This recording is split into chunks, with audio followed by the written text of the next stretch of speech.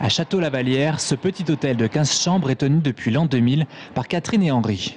Ils doivent faire 30 000 € de travaux pour se mettre aux normes, ce qui représente la moitié de leur chiffre d'affaires annuel. Et la plus grosse dépense prévue, c'est changer les portes en bois qui datent de 1890. Les portes sont souvent estimées aux environs de 1 000 €. Et comme nous possédons 15 portes, sans compter les portes auxiliaires, ça nous ferait minimum une dépense de 15 000 €. Henri vient de faire installer une trappe de désenfumage, coût de l'opération 3 000 €.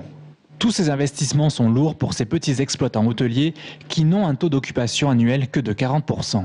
Les modifications sont vraiment invisibles de la clientèle et n'apportent aucun élément de confort.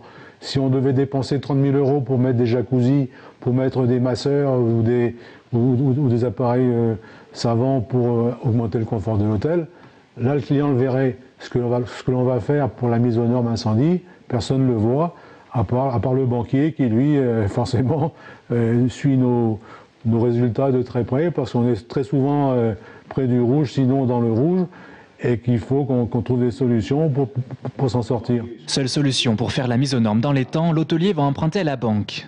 Et pour essayer de faire quelques économies, il réalise lui-même une partie des travaux.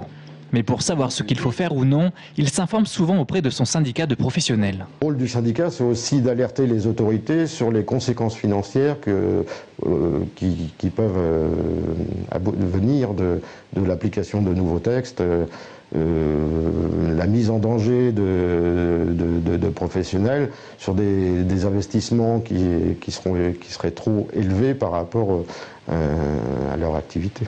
L'hôtelier estime qu'il faudra 5 à 6 ans pour amortir son investissement. Henri sait déjà que ses 2 enfants ne souhaitent pas reprendre la suite. D'après l'Union des métiers et industries de l'hôtellerie, chaque jour en France, un hôtel met la clé sous la porte.